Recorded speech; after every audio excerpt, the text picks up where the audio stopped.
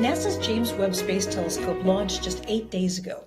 Right now, we are streaming the final stages of the Sunshield unfolding from the Mission Control Room in Baltimore, Maryland. This is live coverage of a real-time spaceflight operation as controllers prepare the James Webb Space Telescope for work. On the morning of December 25th, a massive rocket called an Ariane 5 lifted off from a state-of-the-art facility located in French Guiana. On board, the James Webb Space Telescope, bound for a point in space 1 million miles away. The process of preparing Webb for actual operations is called commissioning, and the majority of that work is taking place here at the Space Telescope Science Institute in Baltimore. What you're looking at now is some incredible footage, actually taken live from the James Webb Space Telescope during launch. And here we now see the Mission Operations Center in Baltimore.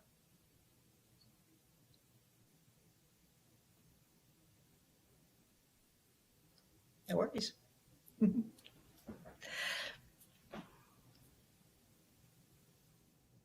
And the emitter status is changed. So I'm your host, Michelle Thaler, today, and this is really a momentous and historic event that you're looking at. We are actually going to be with you live as we finish the major unfolding of the James Webb Space Telescope Sunshield. This is something that has never been done in space before. This is a technology that's never been used in space before. I am really, really excited to be here. And I want to give you a little bit of a sense of what's going on here. A lot of things have been changing very rapidly. We have a beautiful set at Goddard Space Flight Center where we were going to give you a very well-rehearsed live broadcast. Because of the resurgence of COVID, we are no longer operating on that set. And so those of us who can be at home are at home for the protection and the health of our colleagues, and the people that absolutely need to be at the Mission Operations Center in Baltimore are there. That means that I'm doing this from my home and that you're looking at something that is also unrehearsed. This is a live event that we haven't really had a chance to put together in a very polished way. So as we do this, we're all in this together. I ask for your patience. If things are a little rough around the edges of this broadcast, that's the reason why. We also received a foot of snow yesterday here in Maryland where I live, so I'm having sporadic power outages. Hopefully we won't be worrying about that. But the reason we've decided to do this live is that this is something that everybody around the world is with us on. The James Webb Space Telescope is a true milestone for humanity. And it is a really historic, momentous day, and we want you with us on this day. So later in the broadcast, we'll be taking questions from social media.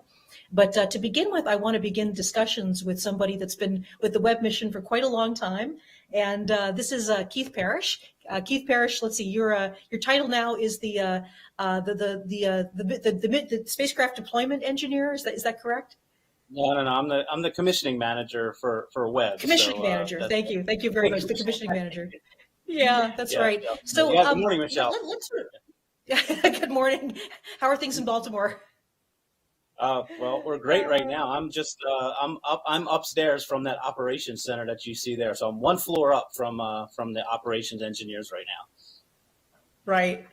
Well, let's start about the people that are joining us. Perhaps some of the people that didn't see the actual live broadcast of the launch that we did. Let's talk about what's happened in the 8 days since the launch. So what's happened and what's going on right now? Yeah, so we had an absolutely beautiful launch on Christmas morning. I think it was the best Christmas gift under the tree for a lot of people, including our operations team and all the folks that have been working on this for so many years. Right off the bat, we got a beautiful launch from Ariane, put us right where we wanted to be as far as our velocity.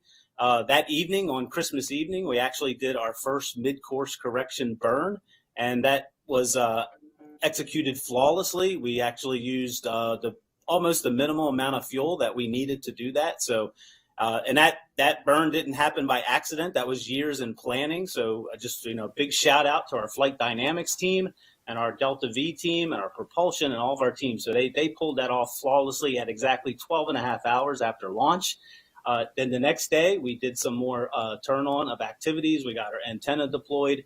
Eventually we got into getting our another burn a couple days later. We did a small mid-course correction. And then the next day, we actually started doing our deployment. So we deployed our forward and aft UPS shells. We deployed that big tower that gets the telescope up away from the spacecraft. And then the pace started really picking up, and I had to. It's been such a blur. I had to write down just to make sure I didn't forget it all. On about 5 days in, we actually did our roll-up covers, and those roll-up covers come in 3 stages. We release a bunch of pins that hold those covers to the shell. We released those. They rolled up in two out of the 3 stages, and we held them there. And then on New Year's Eve, we did what I would think was our most exciting deployment, and that's where we actually deployed our plus and minus booms, our J2 booms. And you can see some footage here of the real thing when we tested this on the ground for the last time. So everything you're seeing in that footage is what we're doing right now. But those plus and minus J2 booms came out on New Year's Eve. We had a great New Year's Eve here in the Mission Operations Center. And the big thing about those booms coming out is that's when we plunged our telescope into darkness. For the first time, our telescope has no more sun on it, and it's been cooling as it should ever since. And then over the last couple of days, we took a little bit of a break over the weekend, as you've heard in the news there, which was much needed for our team because they were going like gangbusters for that week. And then yesterday morning, we started what we're doing right now, which is actually pulling in the corners and actually tensioning up the 5 layers of the Sunshield. So it's been an absolutely, just a whirlwind and a fantastic week since we've launched. That's incredible. And so many congratulations. And I know that one of the things that's been sort of popular on the internet is we have a website actually where you can track where Webb is now. Can you give us a little bit of update? So where exactly is Webb now?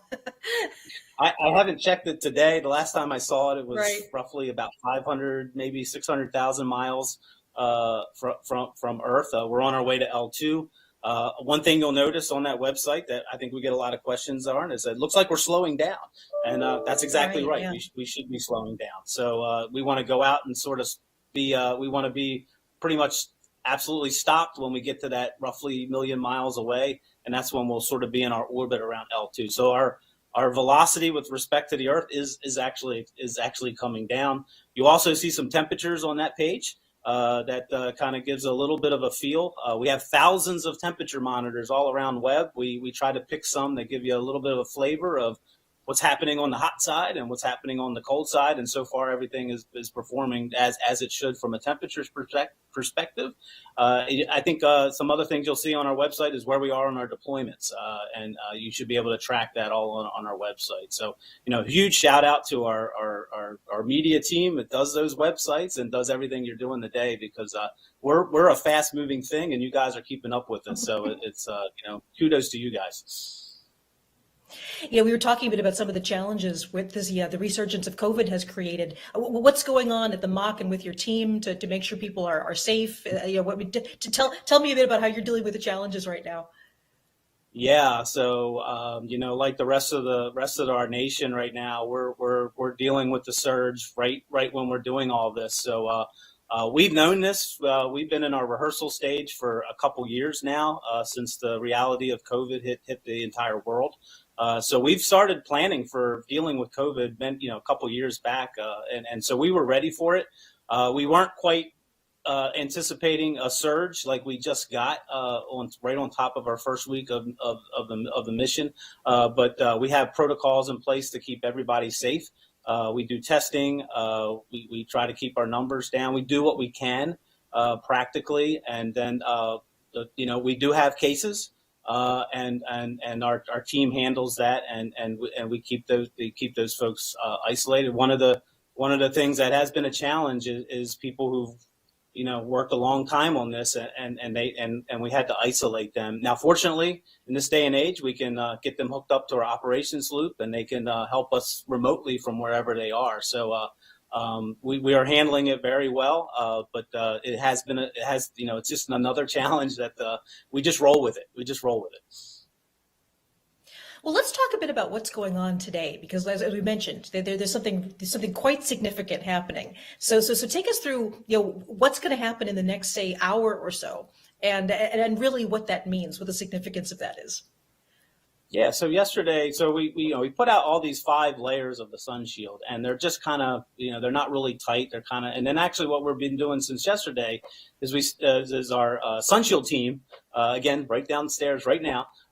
They're actually reeling in cables from each of the 6 pull points around the periphery of the Sunshield. So each one of those corners actually has 3 cables related to it. One cable actually pulls it really, really tight, and then 2 cables on that corner actually are lightly pulled, and they're connected to the periphery all around the perimeter of the Sunshield.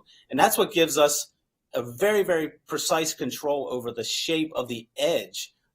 In addition to spreading the layers, we want to make sure that the layers are actually positioned correctly around the edge. So huge amount of engineering went into controlling those edges. So again, each corner has 3 cables, and again, we have 6 corners, so you can start doing the math on those. And all over, we have 90 different cables that have been reeled in over the last day. As we tension layer 1, we're reeling in 90 cables. As we tension layer 2, we're down to 72 cables. And today we're really only working with 18 cables. So we've gone from 90 cables, and today we're working with 36 cables for layer 4 right now. When we start layer 5 in a little bit, we'll be down to 18 cables. And we have motors that actually reel all those cables in. Very precise, very, very well, slowly done. Those motors turn. And then eventually we'll turn all those motors off, and we'll be fully tensioned. When we get into layer 5 here in a little bit, you'll notice that we actually go around the corners. We tension each corner up separately. So that's what's going on today, and we'll finish up here shortly. That's absolutely wonderful. So, just to kind of talk a bit about this heat shield, give us a sense about how large this heat shield is, and what are the temperature differentials? I mean, how cold is it on the cold side versus the warm side? Yeah, so we always throw around the tennis court analogy. I guess if you play tennis, you know exactly what we're talking about. If you don't play tennis, you're probably like, well, I think that's big. I don't know. Roughly, I'm gonna use feet here. I know. It's roughly 70 feet. 70 feet long and about 54 feet wide. So you can see some dimensions there. Thank you for providing that in meters. So yeah, very, very large. It's one of the largest structures that has flown, that has been sort of robotically or automatically deployed. So yeah, quite large. Again, all the edge control, all the edge separation, and again, we're doing 5 of these. We're not just doing 1. So again, a huge shout out to our Sunshield team. They've been at this for many, many years, and you cannot overstate what an engineering accomplishment this is. The thing that's so exciting about so many aspects of the Webb. Oh, I see here we've got a graphic about the Here's some temperatures. temperatures. Yeah, so yeah, this is dramatic. Again, we try to put this out on our website, but roughly we get about, again, in Fahrenheit, we get about 100-degree Fahrenheit drop per layer. Overall, we get about 600 degrees between the hot side and what I call our coldest temperature on the observatory, which is our instrument detectors.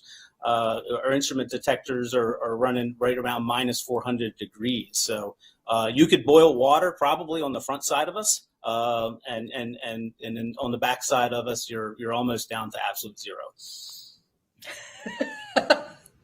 So the huge size of this has to do with just the general size of this observatory, in total, and of course this idea that it had to actually be folded up to actually launch inside the Ariane 5 rocket. And I just want to take you back a little bit through that launch. I know that this was something that was an incredible day for all of us. I'm sorry, I'm getting yes, absolutely. I'm just getting instructions that we have a wonderful chance to talk to another person that's had, been truly a historic day, Jim Flynn from Northrop Grumman. And so Jim, please introduce yourself to us and tell us a bit about how you're doing today. Yeah, I'm Jim. I'm the original Sunshield manager at Northrop Grumman, working in partnership with the NASA team. Have been involved in the Sunshield all the way from the original concept development, through the design, all the build and test, and through this final great phase of deployments on orbit. So let's talk a bit about the Sunshield in details. I mean, for one thing, I mean, what an incredible story for you that you've been working on this for so long. Tell us a bit about what the Sunshield is made of. I also, let's start with the technical. I'd also like to, ask you some personal questions about some of the challenges you faced, some of the things you had to overcome. But let's describe this Sunshield. So to begin with, what is it made of? So the layers are made out of Kapton E. It was made by DuPont, coated to get the correct optical properties for thermal performance. The bottom layer is 2 mils thick, that's 0.002 inches thick, and the other 4 layers are 1 mil thick, very, very thin material, but very, very strong when you're pulling on it. So it's very, very robust, in terms of the handling and the deployment. You have to be careful not to tear it or puncture it, but it's a very robust material. So basically, we make big, long rolls of this material, and then at our vendor that made the membranes for us at Nexolve in Huntsville, there's a very detailed process where we design, build, seam the gores together, and build the assembly that goes along with the big deployable structure system that you see here. One of the things that I found really fascinating was how many of these actuators, these non-explosive actuators, have to work to get this thing to unfold. Could you describe a bit, what these actuators are and what has to happen? So the majority of the actuators are really holding the folded Sunshield down to the structure. We need to make sure that it's in a nice, repeatable fashion from all the ground testing, keeping it all, in a controlled fashion, and then releasing it very sequentially so that we have a very controlled deployment. These actuators basically hold that down and electrically actuate and release the system, in a very controlled fashion that we test on the ground and we've shown multiple times is successful. One of the questions I had, of course, is that when you're testing on the ground, you have to deal with the effect of gravity during your test. And now where Webb is, up in space on its way to L2, it's different. I mean, how do you simulate that in your tests? The lack of gravity. Yeah, so we had to kind of break the test program into pieces. At the big assembly level, you really just can't do that. So we made subsystem articles. We would hang them almost in a shower curtain fashion, deploy them out, offloaded like you would see in zero gravity. So it's really a building up of a lot of different test articles in different orientations to show how it would perform in a zero-G environment. So you have to do it kind of in pieces rather than all at once with the final build. And what were some of the major engineering challenges? I mean, can you, over your many years working on the Sunshield, what were some of the stories of, okay, at first we didn't know how to do this, and then we figured it out. What were some of the big things that stand out in your memory? Yeah, I mean, originally it's we had an idea what this needed to look like, in its deployed state, but it was really, how do we take these 5 very thin membranes, fold them up and get them to fit within the payload fairing of the launch vehicle, and then be able to deploy it on orbit very reliably and, with a lot of confidence. So I think that's probably, in the big picture, just the ability to take these, 5 thin layers, fold them up, and then make sure that we know how we're going to deploy them to get to that final shape. That's probably the biggest challenge that we had, in the development of this subsystem. I know that, whenever we've been talking about you, they've been saying, you've got to get Jim on this because he's the one that they feel was sort of the lead on this. I mean, the person that has been on it so long. How long have you been on this project? When did you start working on Webb? It seems like my whole life now. I think probably like, maybe about 15, 16 years from beginning to end. So, so since the very beginning, since we were trying to figure out what the concepts were, building, maturing, and iterating along the way, and slowly improving the product and reducing the complexity, and then getting a very reliable system at the end. Keith, is there anything you'd like to add to the story? I think you've been working with Jim for quite a while. I mean, obviously, Jim is understating the challenges because he has overcome many along the way. So, the only thing I would say that people may not appreciate is the rocket launch itself and just getting the air out of all these layers. So, I'm sure Jim would like to add a little bit of detail there on how that was probably one of the biggest challenges. Yeah, when you take the 5 layers and then you have to fold them and fold them again, you have to be careful about how that air is trapped in between the layers and how you can get it out in a controlled fashion. And that was definitely one of the biggest challenges, understanding what that environment was in the rocket, how quickly the air needs to evacuate the loads from basically this billowing inside the fairing. We ran a lot of tests. We built full-scale mock-ups in chambers that depressurized really quickly to verify the concepts. We had to design the system basically so that it was controlled through that depressurization environment and iterate several times in terms of making sure that that was a robust solution. So it was definitely one of the challenges, not just having it folded up and repeatedly getting it on orbit, but being able to vent that air that was trapped in between the layers in a controlled, reliable fashion so that the system basically could withstand those depressurization loads and deploy on orbit. Yeah, what we're looking at here, the image that they have for us was that spectacular, real image of the observatory pulling away from the rocket.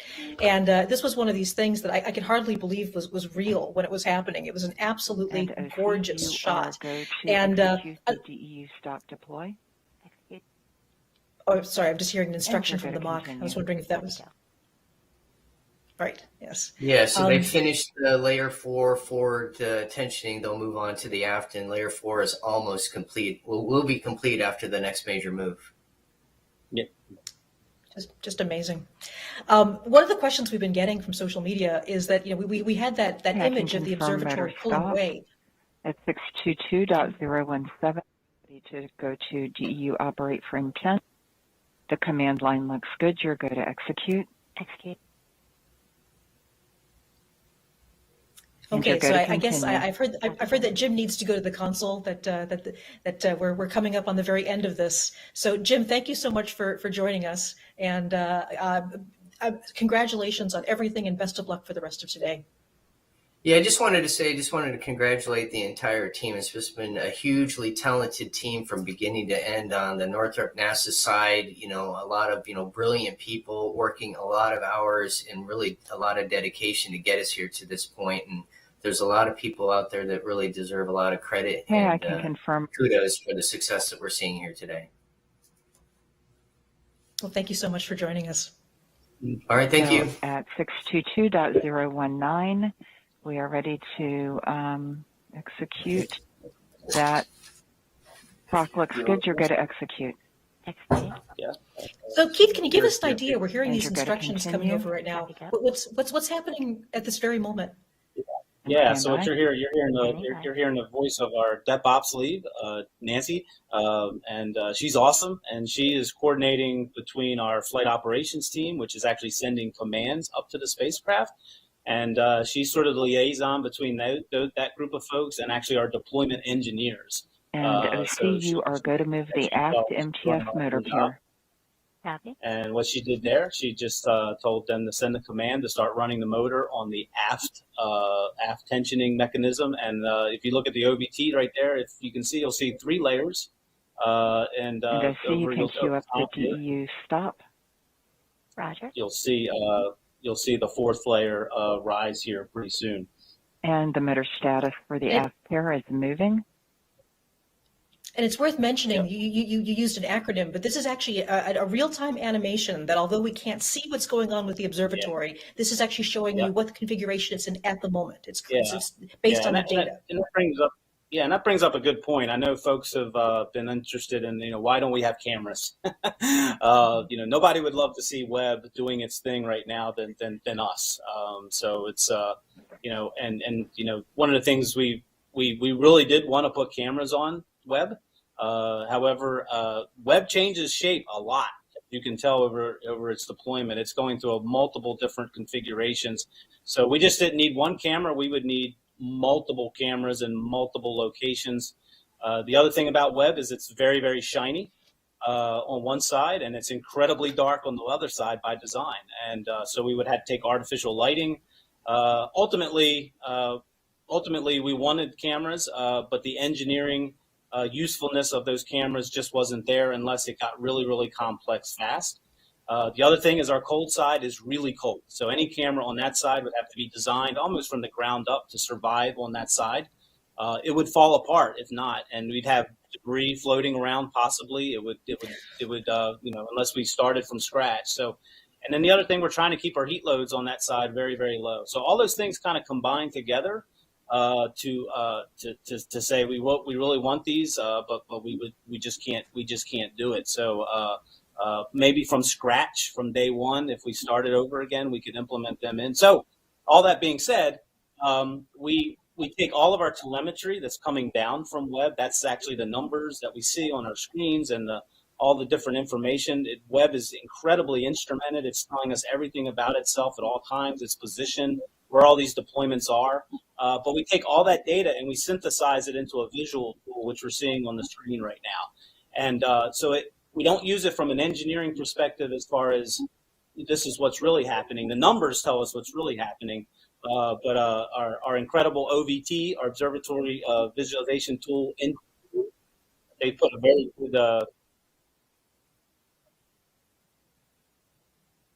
very good cool tool together, and this kind of gives us a little connection to Webb, even though we can't see it.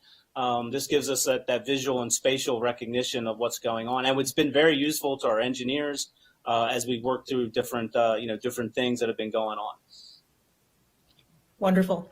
So, Keith, do you have any idea, are we sort of at a countdown about how much time it'll be until we know that this is completed? Let's see, you should be doing layer 4 on the aft right now.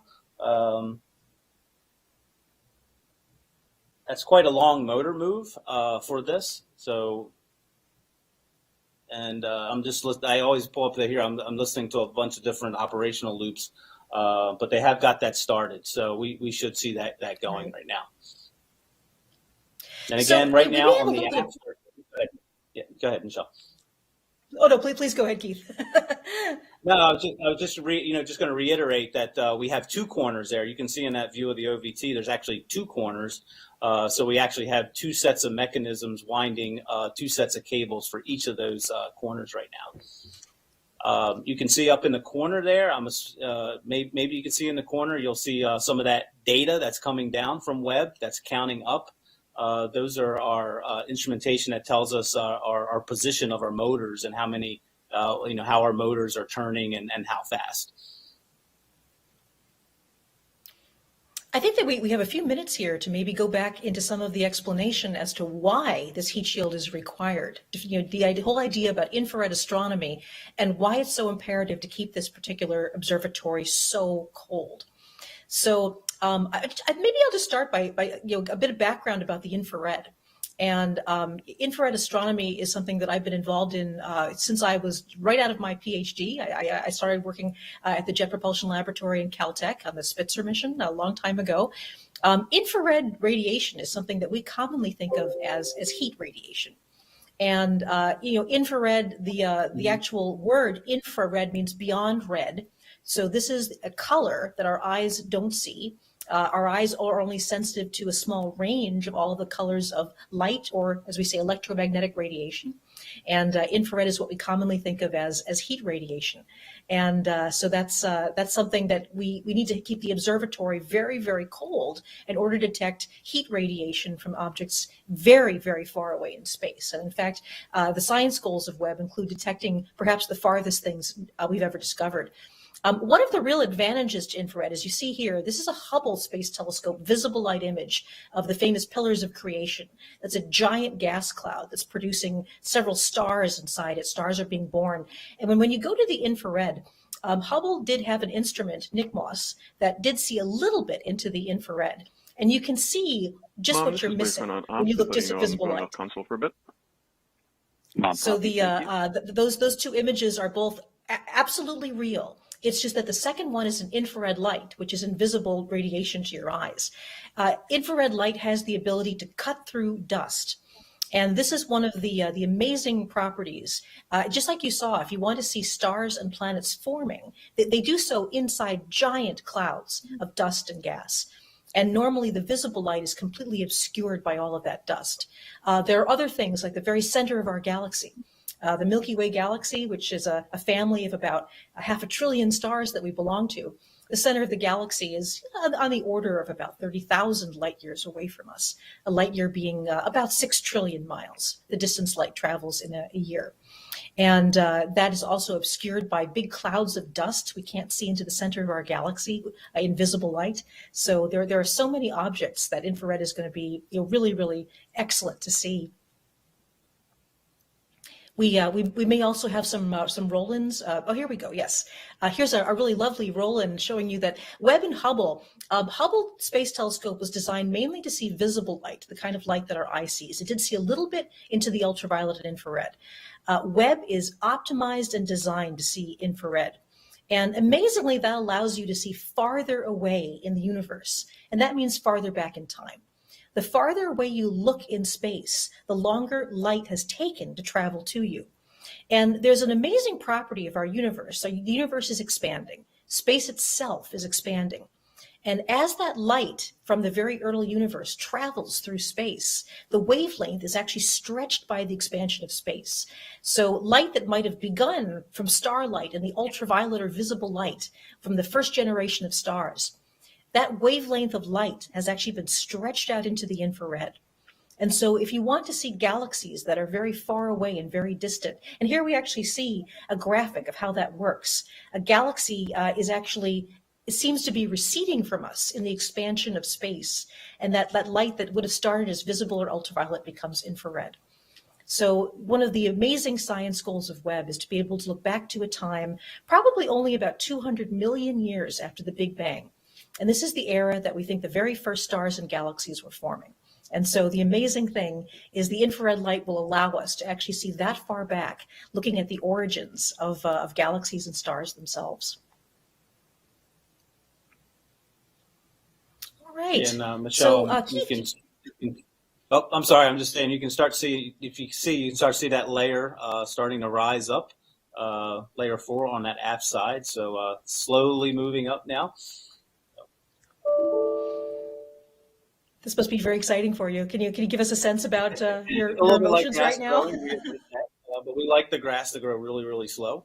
Yes, this is exciting. I mean, yesterday we did not think we were going to get through the first 3 layers, but the team, again, the entire team just executed everything flawlessly. We were only planning to do 1 yesterday, but that went so well. They said, "Hey, can we just keep going?"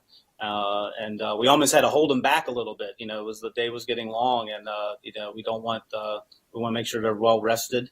But they were eager to go, and so they're all excited this morning getting these last 2 out. This was one of the things that we were talking about the live broadcast. We've just been following exactly when this is happening. Of course, the communications team does not dictate how the observatory is unfolded. The engineers do it when the conditions are right. And people around the world have been joining us. I actually was talking to somebody who is a fisherman up in Alaska, and I was telling him that, okay, now things are going faster than we expected now. And the thing that he said to me was, you have to respect the catch. Whether things go slow and when the fish are biting, you keep going. And that's the amazing thing, that things were going so well that they decided to just go ahead and keep unfolding the Sunshield. So that's what we're looking at right now. And Michelle, I think you're seeing 2 different rooms on the broadcast. We have 2 main rooms. We actually have multiple rooms, but our one room that's shown below there, that's actually our flight control room. So that's sort of the nerve center of the entire mission ops center, and that's where actually commands get sent to Webb. So you can imagine that's a key room. We have our controller sitting on the front row. We have our mission ops manager, who's sort of the ringleader controlling the whole show. He's in there right now, along with our management team. All of our ground communications to our ground stations around the world. Not quite sure what station we're on now, but Madrid in Spain, Canberra in Australia, and Goldstone in California. Those are our ground stations, and all those coordination with them is actually done from that room. Our timeline people, those are folks that are very, very busy creating schedules for us, minute by minute of operation. We change those timelines slightly every day, and they're just they're incredible at what they do, keeping us straight and keeping everybody on schedule. The top view there is actually our engineering support room. That's where our deployments team is, back in that back corner. We have all of our subsystems, our attitude control, our propulsion engineers, our communication engineers, thermal engineers, and our system engineers are all in that room, watching and watching over and making sure everything's safely progressing right now. Excellent. But just for any people that are joining us now on our broadcast, you're joining us for the live commissioning of the James Webb Space Telescope. What's happening today is the very final stages of unfolding the large, incredibly innovative Sunshield that will keep this telescope very, very cold, and the ability to see very far into the infrared. Infrared light, as we were saying before, is a form of heat. That's how we normally think of it, as the way we experience it. But one of the things people often don't know is that objects that we think are very cold to human standards still emit quite a lot of infrared light. And as Keith had said before, the operating temperature of the telescope itself, once it's shielded from the sun, will be, well, Keith, it's pretty close to minus 400 degrees below zero Fahrenheit. Is that correct? That's correct. Yeah, I like we in on our side we always use kelvins, which is an absolute scale from zero. So yeah, right around minus 400. Our telescope, our instruments. We have 4 instruments on board, and it's really those camera detectors that are not too much unlike your camera that you have on your phone, but obviously much more elaborate and cold. So it's those detectors that we're really trying to keep at that minus 400 degree rough temperature range to make sure they're absolutely the only photons of energy that are hitting those detectors are really coming from the object that Webb is observing. And of course, it's an incredible idea to test something to that temperature. And I believe we might actually have some B-roll and some footage of testing of the Webb telescope. I remember that some of that happened at the Goddard Space Flight Center. We have a space environment chamber, which actually simulates going down to very cold temperatures. But then there was also testing done in Houston as well. Keith, maybe you can talk to us a bit about some of the tests that Webb went through before its launch. Yeah, being a cryogenic observatory presents incredible challenges on the ground for testing. Testing it at room temperature doesn't tell us a whole lot. Everything about Webb is designed to be operated at these incredibly cold temperatures. So like the mirror itself, it actually is not a very good mirror at these temperatures. It actually gets better as it gets colder. So in order for us to test the optical system or the instruments, we have to take them into incredibly cold temperatures. So we did some testing at the Goddard Space Flight Center in Maryland. That's where we took our entire instrument package, put it in one of these chambers. We actually pump liquid helium around the walls of this vacuum chamber, and that's what drives us down to these really, really cold temperatures. Once that instrument package was tested at those temperatures, we introduced it to the telescope. And the telescope and the instruments were integrated, and it was too big for our facilities at the Goddard Space Flight Center. So we took it all the way down to Houston in Texas to the Johnson Space Center in Chamber A. Chamber A is famous for being built to test for the Apollo program. So again, we completely retrofitted, worked with our team down at the Johnson Space Center. Again, incredible NASA team between centers. And what we did there is we completely turned that chamber into an optical test facility that could be operated at our temperatures. And that again, an incredible achievement by the team that did that work. We were under vacuum and under test down there. I want to say well over 100 days. It was almost nearly 4 months. You can see some of the footage of us coming out of the chamber into the clean room. So this was after the testing was done. We had a team. We had pretty much the entire telescope and instrument team and spacecraft team down at Johnson Space Center for nearly 100 days. I think that was in 2017. So that was when Hurricane Harvey happened to come through Houston and presented some challenges for us and our team down there supporting that test. But we were able to test through that hurricane, that really devastated that area. And it actually, a lot of the people that worked on the facilities and were working at a Johnson Space Flight Center were highly impacted in their personal life by Harvey, but they kept at it and supported us. So that was quite a achievement for our team to. And nothing's been done like that before. We've never taken something this large down, an optical system, to these temperatures and been able to do that. So quite an really, really tough testing Webb on the ground. That's why we like it in space. It's at home. It's always wanted to be there. So that's why we're so excited where it is now. Absolutely. Well, let's talk about, you mentioned it's home in space. It's going to a very specific location in space. It's not just going anywhere out there. It's going to a point that we call the second Lagrange point, or L2. And maybe you can give us a little bit of a talk about, where is this and why would we put Webb at the Lagrange point? What is a Lagrange point to begin with? How about that? Yeah. So, these Lagrange points are interesting places where two large bodies like the Earth and Sun, the gravity of them sort of interacts in a way where you can put objects there and with some control, you can kind of keep them there. So what's really nice about Lagrange point 2, every large two-body system has 5 Lagrange points. We use Lagrange point 2, which is on the opposite side of the sun. So the sun line and the Earth, we're 1 million miles away from the sun on the other side. And what's nice about that, as the Earth goes around the sun, Webb just kind of tracks along with the Earth as it goes. In this animation, you can see, and we're always able to keep the Earth and the sun in a line with us, and that's really what lets us use a sunshade. Or Sunshield, like we have with Webb, that blocks out the Earth and the sun and keeps Webb in darkness all the time. The other nice thing about the Lagrange point is it is 1 million miles away, but that's really not that far. So it allows us to have a reasonably sized communication system. We're going to create gigabytes of data every day from our cameras and our instrument detectors.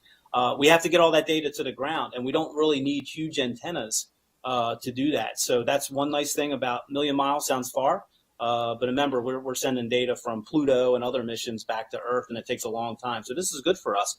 The other thing about Lagrange point 2 is it's far enough away from the Earth also that it creates a nice cold area for us to do that. So it's almost like it's just the best place to go if you want to do astronomy, especially, and if you want a cold telescope. And that's just everything about the architecture, the orbit, everything has been about getting this telescope cold, but in a reasonable distance to the Earth for communication. Thank you for that. Again, for people joining us, you're looking at live coverage of the commissioning of the James Webb Space Telescope, the final stages of the unfolding of its huge, incredibly spectacular heat shield. And you're looking at a live image there from the MOC, the Mission Operations Center. That's at the Space Telescope Science Institute at Johns Hopkins University. So as you can see, there's all kinds of people standing around there. I know that for me, the last couple of days, it's almost been like a kid getting up on Christmas morning. I've been checking my email to see what was happening and how quickly this was going. And today we're looking at the final stages of unfolding this heat shield. This is truly one of the most incredible engineering marvels of the Webb telescope. There are many, but this is the first one that has to be accomplished before the rest of them can start to turn on. And Keith, maybe this is a good time for a look ahead. So, once we have, and I'm touching wood because we're still doing it, but once we have the Sunshield completely unfolded, what are some of the next things that need to happen before we have a full commissioned observatory? Yeah, so for our Sunshield team, this is a big day. This is a big day for all of us to get this Sunshield out. So we will let them revel quite a bit for the rest of the team, for the rest of the deployments team that's still here, and for the rest of the commissioning. We have a lot of work to do. We got a long way to go here. So we'll take this as we get it. We take each one of our deployments as a small, it's a small touchdown, but the game's still going. So next up is our telescope, and that is, that's what it's all about. So starting this evening, we're going to get some heaters on to start heating up the motors that actually do the deployment of our secondary mirror system. We'll get that heated up.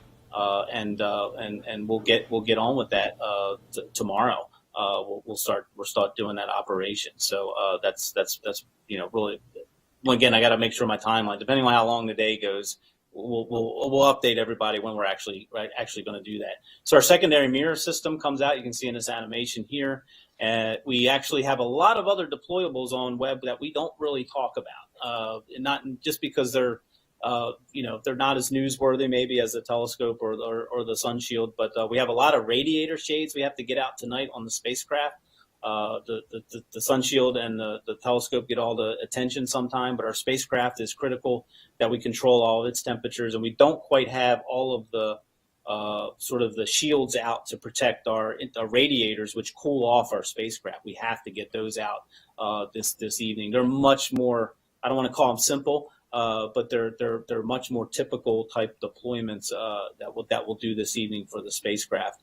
And then again, we get into our telescope deployments over the next couple of days, culminating in the 2 wings, which each wing has 3 of the 18 segments on it. So you can see we'll do that, what we call our port wing, our plus J2 side in our coordinate system. We call that port as you're looking forward, and then our starboard wing on the other side. So that should be later in the week, and we will breathe a big sigh of relief at that point, because we will have a fully deployed observatory. The next thing that our team will get into, I'm just listening to see when this motor move will start. This is our longest move, by the way, this one on the aft. So this is a very long move on the aft on layer 4 here. So that's why this is going on a little long. A lot of cable has to be drawn in for this specific configuration. But next, then we kind of turn over the telescope to the telescope team, hopefully next week. And what they're going to start doing is we have all those 18 segments. They're all locked down for launch. We actually sort of snub them up tight for launch. They're going to move those mirrors. This is Dep Lead on ops. I can confirm the aft on which indicates that layer 4 is now fully controlled. Here in the flight control room. Thank you. Yeah, so that's layer 4. We're going to move on to layer 5 here. So you can tell the team, maybe we're getting old hat at this after 4 layers. I'm not quite sure. So yeah, when layer 1 yesterday was quite the celebration, and layer 2 maybe a little, still some celebration, but layer 4 we have to give it a little bit of love too, and cheer it on. So layer 5 is the big one coming up.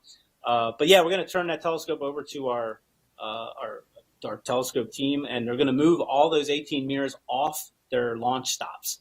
Each one will be moved a little bit. They'll go around all 18, and that's pretty much a 24-hour operation, and it's going to take them about 10 days to do that. So for a lot of us, we're looking forward to the grass growing even slower when it comes to deployment. So we're actually looking forward to a little bit of a pace break there, and actually let them.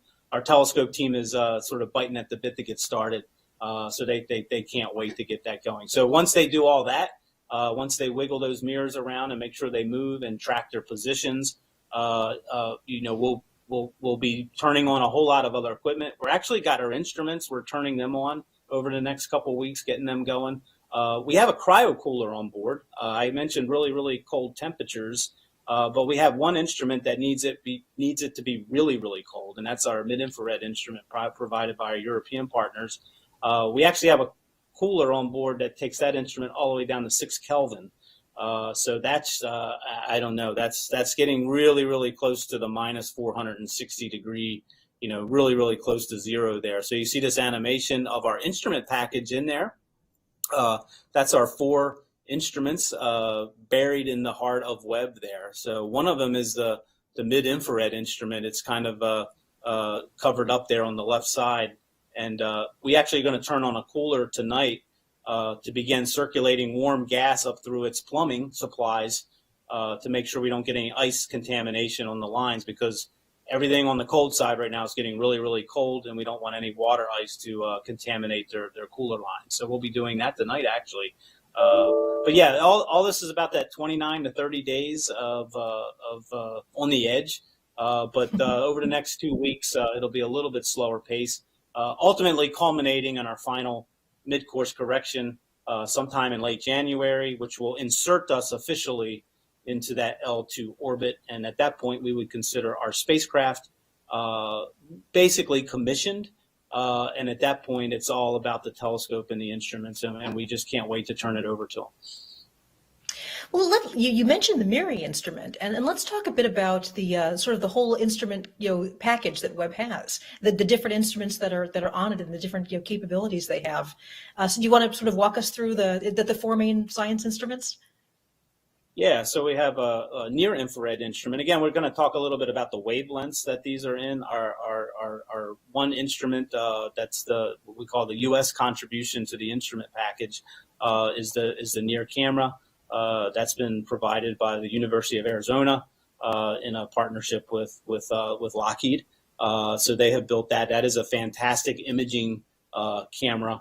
That will be one of our workhorse cameras, doing a lot of imaging for us. The one interesting thing about that camera is they are telescope scientists. I just want to let you know that those motor alarms that were.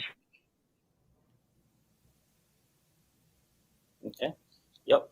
So as you heard Nancy say there, we typically get some alarms, but over the course we've learned that those alarms can be dismissed. They're just routine now. So everything about, I mentioned all that data that comes down from Webb and any spacecraft. We have alarms on them to alert engineers if there's any problems, but we have a formal dismissing process, which she was just referring to. But so back to that near camera real fast. It is our workhorse. It also is our wavefront sensing camera. And what that means is that camera is used by our telescope scientists to determine the optical imaging quality that's coming out of our telescope. So they'll actually retrieve an image using near cam. They'll study it on the ground. They'll use that image on the ground to determine all the different settings that they need to do to align these 18 mirror segments. So that's our near camera. If you move on, we have a camera or another instrument called the Fine Guider and NIRIS. That's another near infrared instrument, but it's also our Fine Guider, and that's provided by the Canadian Space Agency in partnership with them. And what that instrument does, it also does incredible science with some spectroscopy, and it also is our guider. So that guider actually works with our spacecraft attitude control system.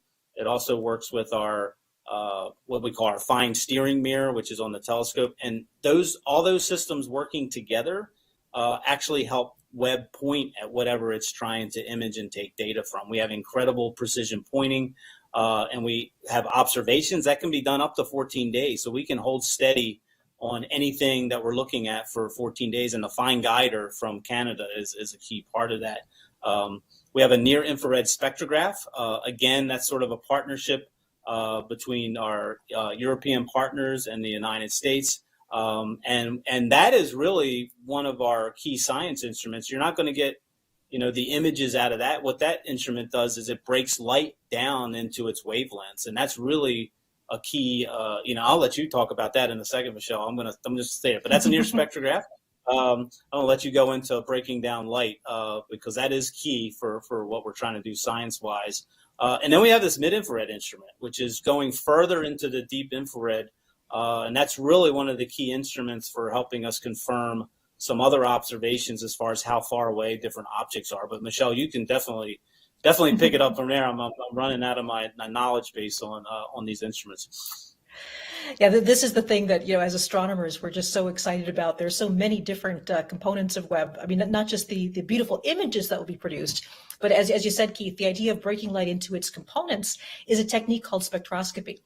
And this is really an incredibly powerful technique because you might ask yourself, when astronomers say, we know what the stars are made of, they're made of, mostly hydrogen and helium, but usually a little smattering of everything else.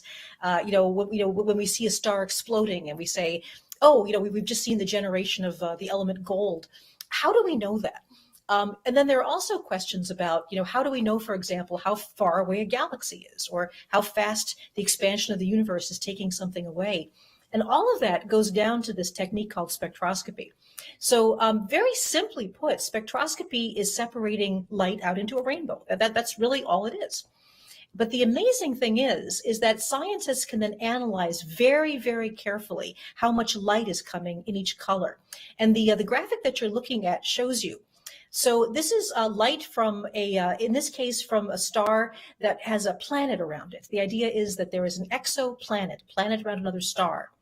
And one of the incredible science goals of Webb is to be able to analyze the atmospheres of planets around other stars. And if you can pass the light that's shining through the atmosphere of a planet, so the starlight is shining through the atmosphere of a planet around it as the planet goes through basically a little eclipse. It's actually in front of the star. And then you take that light and you separate it out into a rainbow. And we see here the graphic. So this is a planet. You can see that little dark disk represents a planet that's going in front of a star. And the planet has an atmosphere. There are different layers of the atmosphere here in different colors, green, purple, and a yellow color. And as the light from the star behind the planet shines through that atmosphere, then we get some amazing observations about what the atmosphere is made of. And if I could go to the graphic that we were looking at just a minute ago, when you actually take that rainbow of light and you measure the very jagged kind of squiggly blue line you see there is simply a graph of how much light is coming in each color. And the incredible thing is that different atoms and molecules, so for example, oxygen, or the molecule O2, which is how oxygen usually appears in an atmosphere, or say nitrogen or carbon dioxide, important molecules, water vapor, we can actually detect those molecules because every atom and every molecule will absorb light slightly differently. And if we can measure very carefully how much light is coming in each color, we can actually see the presence of molecules that are absorbing different color bands of light. And so here you see an atmosphere where it's possible that we can actually detect if there's oxygen in the atmosphere, or ozone, which is O3, 3 oxygen atoms, water vapor, carbon dioxide. And one thing that Webb may or may not be able to do, this is certainly very ambitious, is it might be able to detect things called biomarkers. And those are basically fingerprints in the spectrum that could be related to the presence of life. The main science goal, of course, is to find environments that might be Earth-like. They might be friendly to life. But you see something there called the vegetation jump. And that actually may be present due to plant life absorbing certain life. And while we don't know that this will be possible, the main thing that we're looking for are environments friendly to life. There is a small possibility that we could actually look at an exoplanet and see something that indicated a possible likelihood of life there. So that's something that's very exciting for us. So that's about spectroscopy. So these are all incredibly powerful techniques that we're looking forward to doing in the infrared. Infrared turns out to be the best place to do these. A lot of the most important molecules for life have very important absorption bands. They absorb light in the infrared. And so that's another incredible use of infrared astronomy. So just for those of you that are joining us, you are now looking, here we see an animation of some of the very important molecules for life. And as we mentioned before, as a planet goes around a star, some of that starlight shines through the atmosphere of the planet itself. And when that happens, we can look very carefully at the different colors that are absorbed. And we actually find out what chemistry is in that atmosphere itself. So you see that the starlight shining through the atmosphere of a planet around another star and eventually ending up inside the James Webb Space Telescope. And we'll be able to analyze it from there. So for those of you that are joining us, you are looking at live coverage of the commissioning of the James Webb Space Telescope. Today is an exciting day because we're looking at the completion of the commissioning, the unfolding, and in just a little while, the tensioning of the very last bit of the James Webb Space Telescope heat shield. I think that actually it might be a nice time to go to our social media feed because we will be able to take some of your questions live. For those of you that would like to do this, you could use the hashtag AskNASA. And I have been receiving some of the social media questions right now. So Keith, as we look in here at the live footage of the Mission Operations Center at the Johns Hopkins University, the Space Telescope Science Institute, maybe you and I can take a bit of a hack at some of these social media questions. The first one comes from one of our users on Twitter that says, will the telescope need periodic tensioning during its lifetime, or is this a one-off thing? So Keith, could you answer that question? Is this something that we're going to do again, or is this just the one time we ever tension this heat shield? No, we do not plan to ever retension, and that was a chosen thing to do in the design. So all the materials, everything about the analysis of the design has shown that we don't need to do that. So everything will wear, but we have our layers are actually tensioned on springs. Over its lifetime, those springs will sort of take out any of those changes. Let's see. We have a question that somebody from Bob on Twitter is saying, how do you keep the Sunshield in the correct orientation?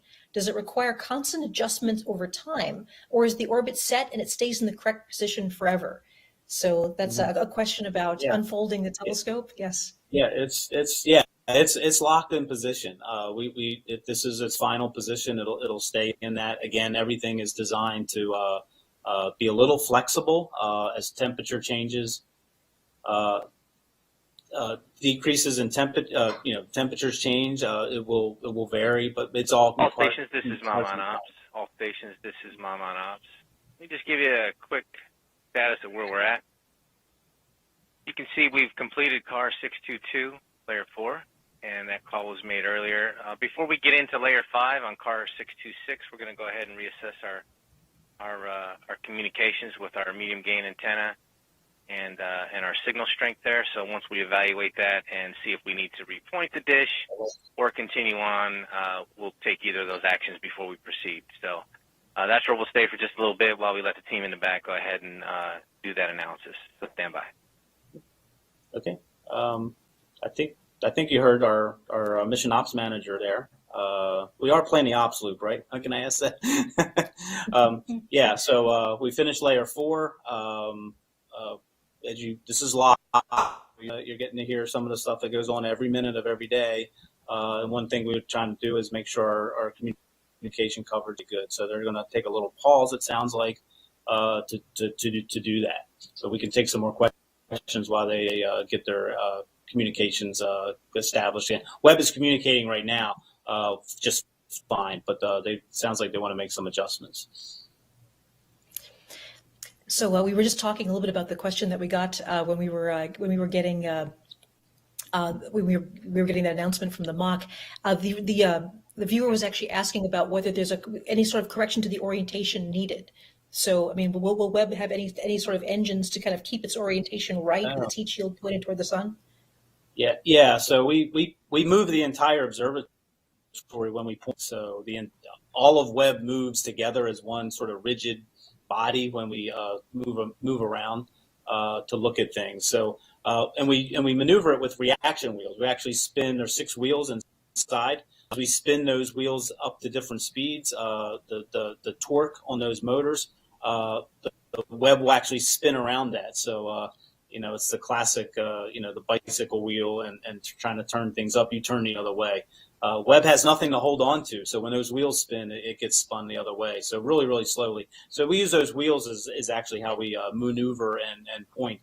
Every once in a while, we do have a propulsion system on small engines, and they can be fired too for more dramatic attitude changes.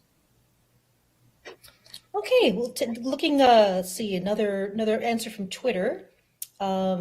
It says, is it extremely hot just behind the shield and extremely cold just in front of the shield? And this is a question that we talked about a little bit earlier in the broadcast, but there are people that are just joining us. Can you talk a bit about the temperature differential between the hot side and the cold side of the heat shield? Yeah, so the hot side, that sun-facing layer, we've done everything we can to make it as cool as possible, but it's still really, really hot. It runs around the temperature of boiling water. You can see some of the temperatures right there. We roughly say 200 degrees Fahrenheit on that hot side. So each layer gives us about a temperature drop. So the cold side layer, it runs about we're in Celsius or whatever, but in kelvins, the warm side is roughly about minus 350 degrees Fahrenheit. And then that telescope is right around minus 400. So that kind of gives you an idea of that differential. Check out our Where is Webb website, and that'll kind of give you a flavor for the temperature differential. You were mentioning the Where is Webb website, and that can show you actually, where the observatory is on its way out to L2. And one of the things that we actually mentioned briefly at the beginning of the broadcast, but we haven't had a chance to go into any detail, is the fact that there was something happened during the launch that was actually very, very fortunate and will extend the life of the observatory, we hope. So Keith, give us a sense about what that was. What happened and what was the advantage of it? Yeah, so again, going all the way back to launch day, we asked Ariane to give us a velocity when they separated from us in that video. So we specified exactly what velocity, which is speed and direction, we wanted from them, and that velocity that we spec'd from them is what was aiming us towards L2 at the right speed that we needed. However, there is some small errors to that, and we don't quite know how big those errors are. So we plan for the worst case. And Webb will need to use its onboard propulsion system to sort of make up that. But since we got such a good trajectory or good performance out of the Ariane 5, which we kind of we would, given their history of good performance, we didn't use as much fuel as we needed for that first correction. We had designed everything in the system. If everything goes worst case, we would still have at least 10 years of mission life, but basically everything went best case. So we have significantly more than 10 years. We don't have the exact number yet, but eventually over commissioning, as we continue to study our propulsion system, as we continue to learn more about how Webb operates, we'll fine tune that number and get it out later in commissioning.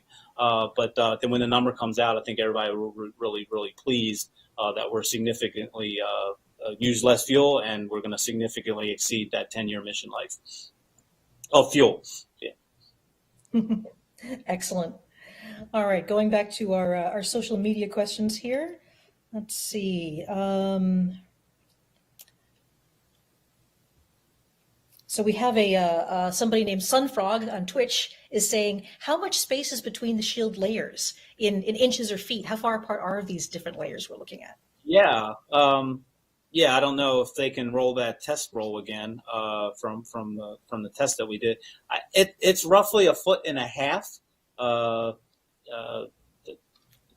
Roughly 1.5 feet. The whole, it's about 6 feet from one side to the other. So depending on where it is, it's a little bit thinner on one, down towards the short side, and it's a little bit further spread on the fore and aft, as you see in that OVT right now. So yeah, roughly 5 to 6 feet of separation, 1 foot between each layer. I don't know what that is. Maybe it's not that far apart, but that's all it takes to provide the cooling. Excellent. All right. Let's see. John Haig on Twitter asks, what would happen if the Sunshield tore while you were deploying it? Is there a backup for this? There were actually several different questions that we got about this, about little tears or anything. Yeah. Tears are a big concern. And then again, everything that's been done as far as the design, if we do get a tear, what concerns us even more than a tear is that tear propagating throughout the entire Sunshield. So what we have a system of ripstops incorporated into each layer. So if we do get any small tears, it'll only go a short distance and then stop as we have reinforcements around. So that's all been incorporated into design. And then again, everything you're seeing about the deployment, why it looks like it's grass growing, is to be slow, methodical, so we make sure that we're not putting any stress on the membranes. Excellent. So one of the things that people saw when they actually went to the website, Where is Webb, is that the web appears to be slowing down right now. So can you give us a sense about why? Why would it seem like Webb is slowing down? Yeah. So really, it's we as we leave the Earth, we're going to L2. We're going to that 1 million mile mark, and then we kind of, in very simplistic term, think about we stop. We don't really stop, but we with our relative velocity to the Earth. Remember, as we go around the sun, Webb is going with us, and it's always maintaining that 1,000,000-mile distance. So essentially, we're stopped with respect to the Earth. So we left. We were several kilometers per second in our speed when we came off the Arion, and as we get further and further from Earth, the Earth's gravity is slowing us down, and we're trying. Everything is about making our speed just right. So as we get about 1,000,000 miles away, we get into that L2 orbit. So you'll see that slow down more and more as we get closer to our L2 orbit insertion. Thank you. So I just got the message that we're going to take a brief pause in our commentary while they look at some communication up to the telescope. We will be back, and we will be taking more of your social media questions. You can use the hashtag #AskNASA. And I'm Michelle Thaller here with Keith Parrish, and you are looking at live commissioning of the James Webb Space Telescope, the final phases of the unfolding of the heat shield. And we will be here throughout the process. We'll take a brief pause now, but we'll be back very soon. So thank you so much for joining us.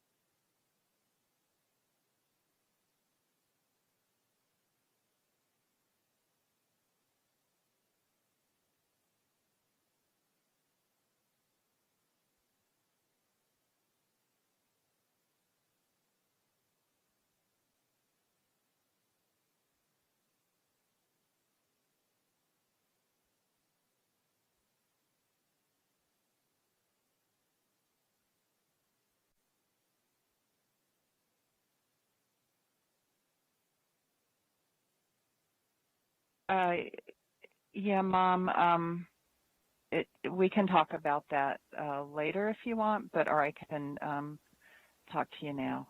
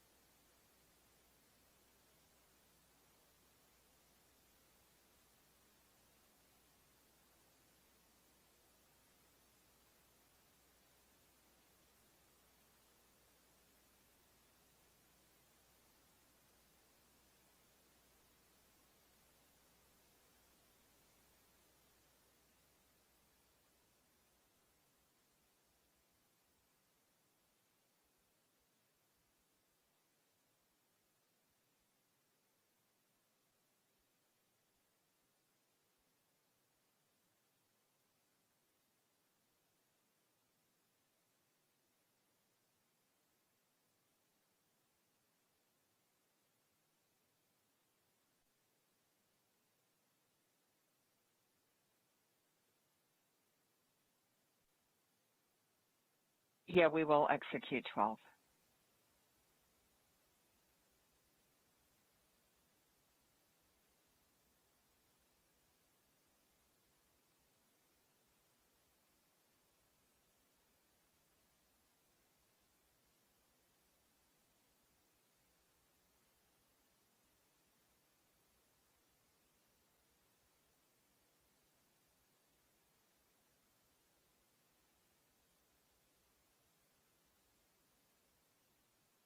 OC, this is Mom on Ops. OC on ops. Yes, sir. We're going to go ahead and get ready for car 626. Are you ready? OC is go. All right, copy that. MSC, are you go? Yeah, MSC is a go. Copy go. SI, are you go? SI is a go. Copy go. Wavefront, are you go? Wavefront is go. Copy goes. All stations, this is Mom on Ops. We're a go at this time to finish Sunshield tensioning, layer 5. OC, this is Mom on Ops. OC. Yes, sir. You can go ahead and pick up at step 2 of car 626, and you can coordinate with DepOps on this loop. Copy that, Mom. And OC, you will be executing steps 1 through 12, 12 inclusive, 1 through 12 only, and then we will hold. Copy steps 1 through 12, including 12. Thank you. NOC, this is DepOps on Ops. Go ahead, DepOps. Yeah, so when you're ready, we can go pull up 626.002, DEU to frame 8. That proc looks good. That command line looks good. You're good to execute. Executing. And you're good to continue. Copy. Go to continue.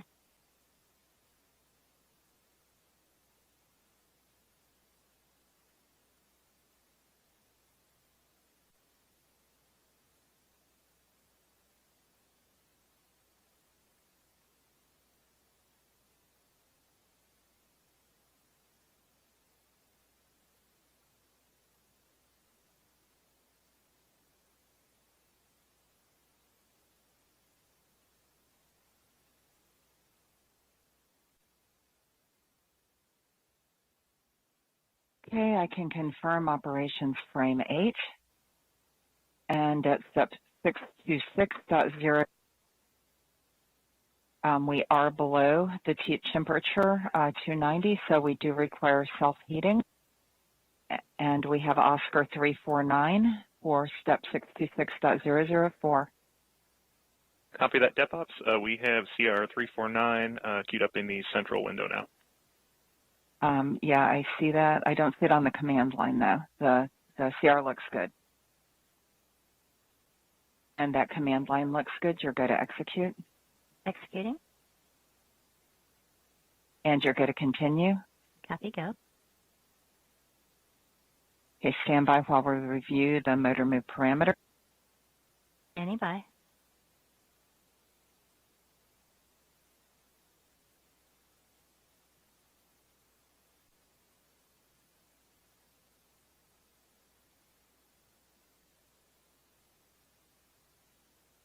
And OC, the parameters look good. You're good to move the plus J2 mid-boom motor. Copy. Go.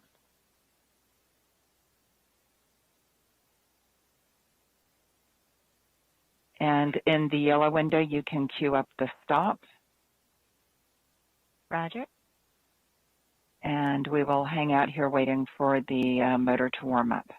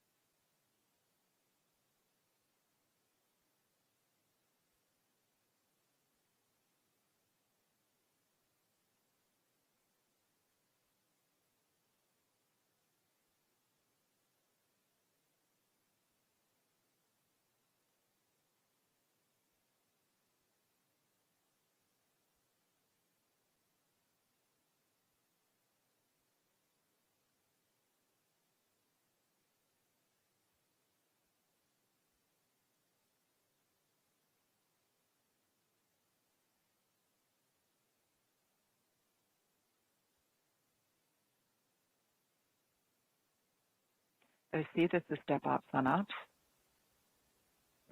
OC, go ahead. Okay, at this time, you are going to execute the DU stop deploy at step 5. The command line looks good. You're going to execute. Executing. And you're going to continue. Copy, go.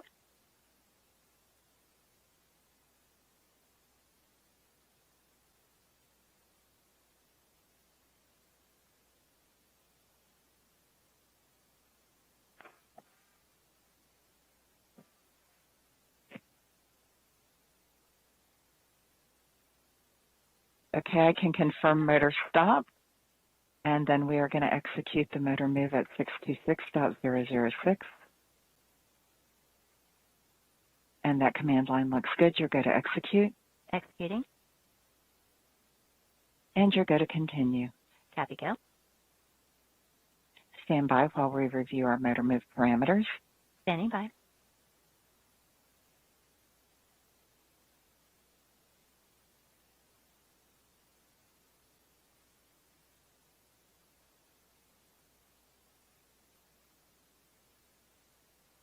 And OC, you're going to move the plus J2 mid-boom motor. Copy, go.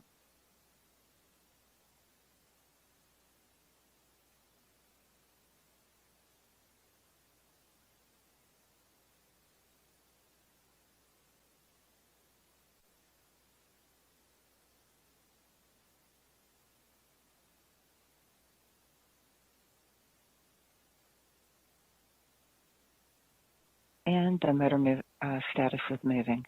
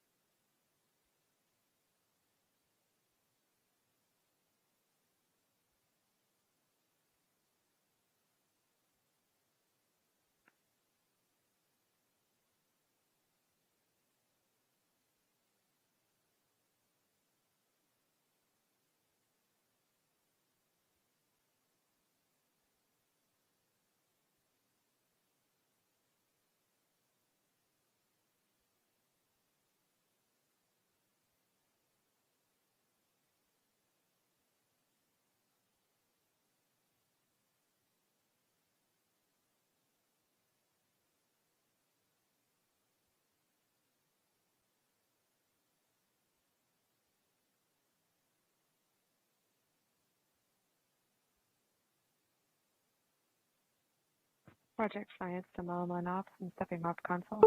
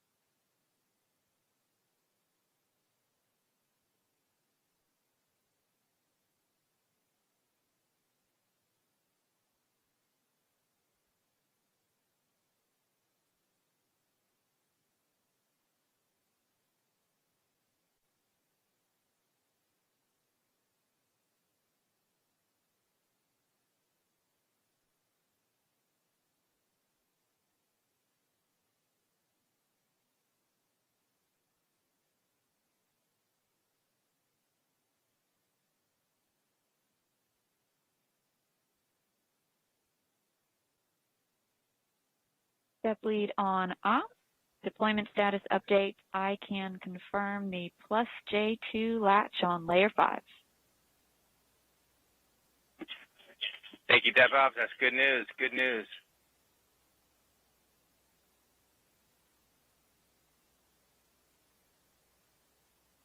OC, this is DevOps on Ops. You are go to execute DEU stop deploy.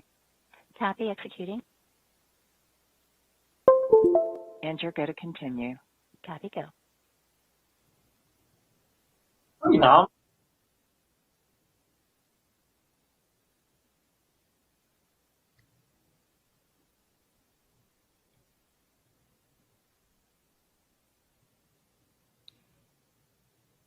And I can You're watching confirm live your coverage stop. of the historic event of commissioning the James Webb Space Telescope.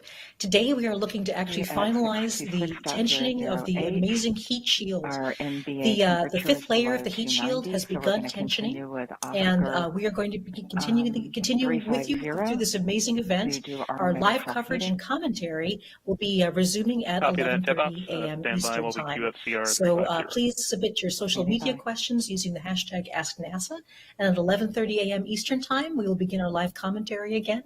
I can see that, Oscar, and that looks good. The fifth layer of the heat shield And is the currently command being line looks good. deployed. You're good It's to currently being execute. tensioned, so Executing. everything is going well. We'll see you in just a few minutes. And you're going to continue. Copy, go to continue. Stand by while we review our motor move parameters. Standing by.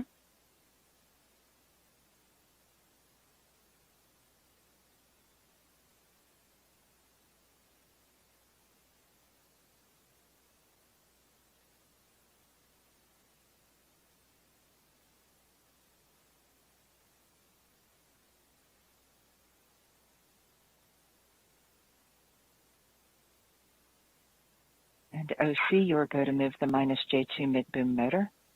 Copy, go for move.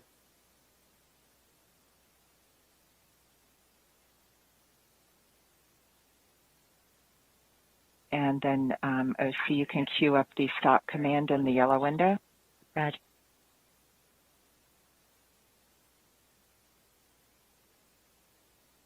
And the minus J2 mid-boom motor move, status was moving and it's gone to hold. We are going to stay here until we reach approximately 293-ish.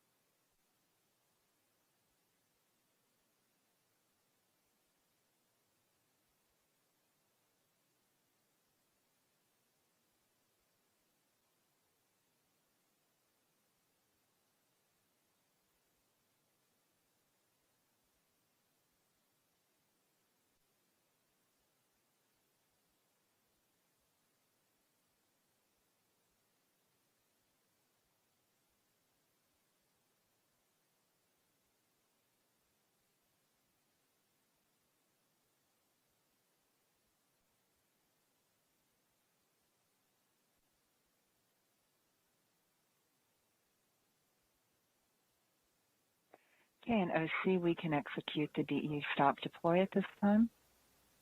Copy. Executed. And you're going to continue. Copy, go.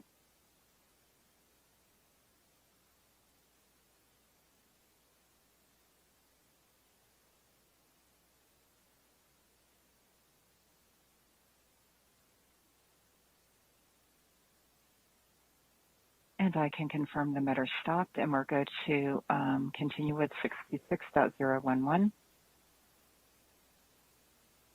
And that command line looks good. You're going to execute. Executed. And you're going to continue. Copy. Go to continue. Stand by for review. Standing by.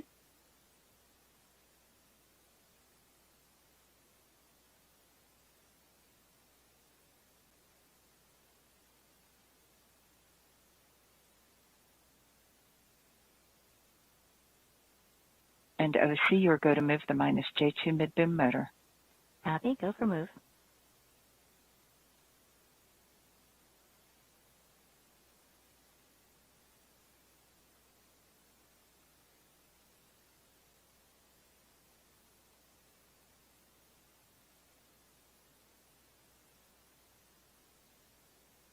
And the motor status is moving.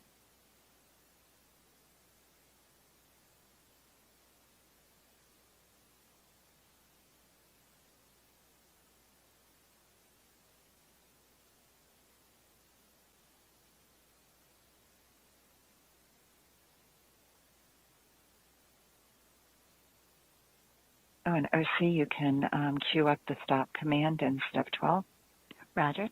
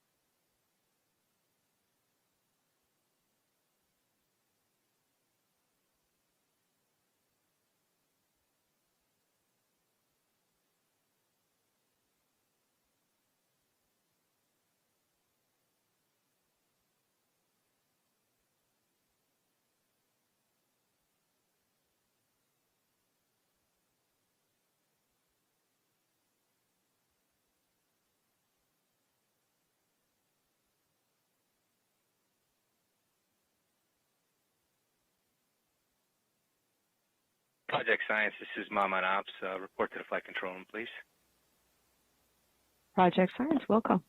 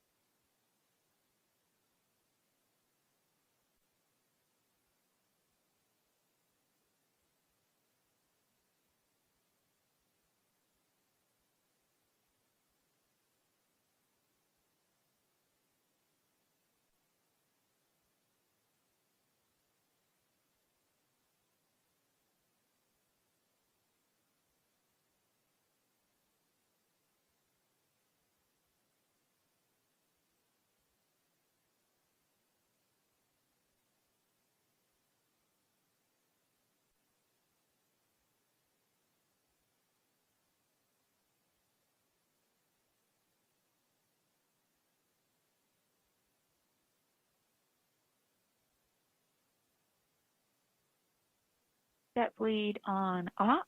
I can confirm the minus J2 latch event for layer 5.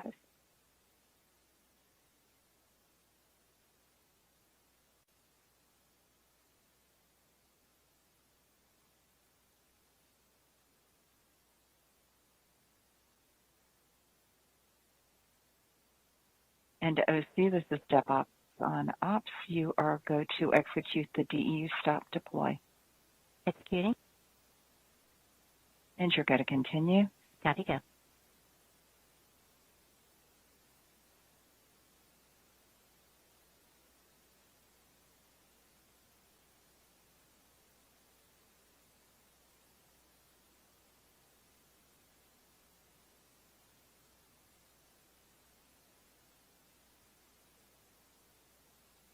Okay, and I can confirm that the motor move is stopped. We're ready to continue with 626.013. DU to operate frame 0. Command line looks good. You're going to execute. Execute. And you're going to continue. Copy, go.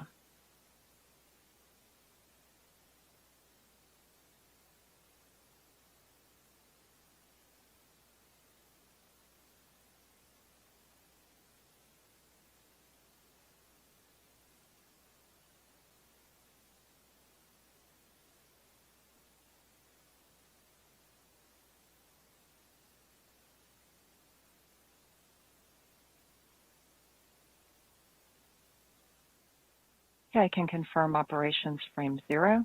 And at step 626.014, depth lead has confirmed the team is ready to continue. And we're ready for 66.015. The command line looks good. You're going to execute. Hitting. And you're going to continue. Copy, go to continue. And stand by while we review motor move parameters. Standing by.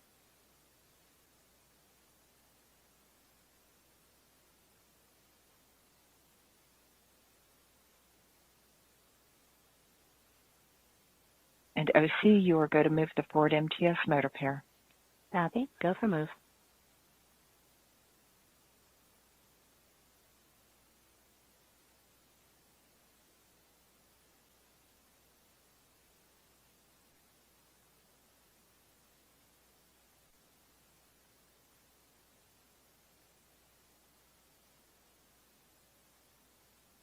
And the motor status is moving. And OC, you can queue up the stop command. Roger.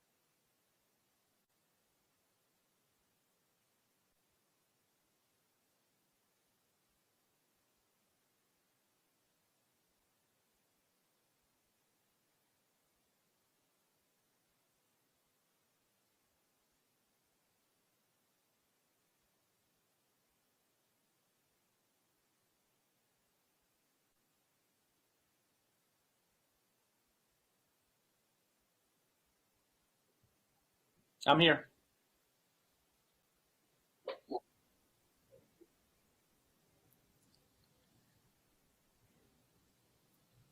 Hello, you are watching the live commissioning of the James Webb Space Telescope. Today we have the exciting news to bring to you that we are looking to finish the unfolding and tensioning of the heat shield. And right now they are working on the final layer, the 5th layer of the heat shield. And I'm Michelle Thaler. I'm an astronomer at Goddard Space Flight Center. And I'm working from my home today because of the COVID pandemic. So I ask that you all give us some patience with this broadcast. We want to make sure that people have a chance to see live this wonderful and historic event. And I'm joined by Keith Parrish. Keith is actually right now live at the Space Telescope Science Institute at the Johns Hopkins University in Baltimore. And above us, you can see live footage of the MOC, or the Mission Operations Center. And this is where people are working on the heat shield right now. So, Keith, we took a brief pause in our commentary. Could you bring us up to date? What is going on right now with the James Webb Space Telescope? Yeah, so we took a short pause. We're currently all of our data coming down from Webb is coming through our Canberra ground station on Australia. So shout out to our Canberra folks down there. We're currently in communication with them. We'll be in there for another couple hours until we hand over to our Madrid station in Spain. So we took a little pause. We always want to make sure we're good to go before we go into the next operation. So it took a little pause to make sure all of our communication with Canberra was solid, and it is. So we just resumed layer 5 tensioning, and we actually have done we have 6 corners to tension, and we've tensioned the first 2. We are actually currently tensioning what we call the 4, the 4 side, which you can see up on what we call our observatory visualization tool right there. And you can see just a little bit of separation up there at the top as that layer spreads on that corner. And once again, for those people that are just joining us, the graphic that you're seeing to the left of your screen is actually correct in real time as to what Webb is doing right now, and that's based on data and telemetry coming down from the telescope. Is that correct, Keith? Yeah, that's right. So all that information is coming down from Webb right now. Our team that created this, what we call the OVT, that's our acronym for it. It takes all that data and it creates this visualization of what's going on Webb, and it really kind of gives us a connection to Webb, and is what it's doing. We know this isn't a live shot of Webb, but it really does give us sort of that spatial awareness that the engineers need. Again, it's really about the data, the ones and the zeros, and all the telemetry that's coming down, and we have thousands and thousands of data points coming down. So we take all that data and we make these images to tell us exactly what physical configuration that Webb is in right now. And you can see you can kind of see as you go down to the I do have my model here. I don't know if I can throw it. So what we are doing right now is we're tensioning up on this side right here. You can kind of see a little bit this front corner here. We've already done the 5th Keith, layer. Just a note to the directors of the broadcast. Could we get a picture of Keith? Oh, I'm sorry. I'm pointing to something you can't see. Yeah. Can we get Keith back on camera? Thank you. There you go. There we go. There you are. I'm big too. Okay.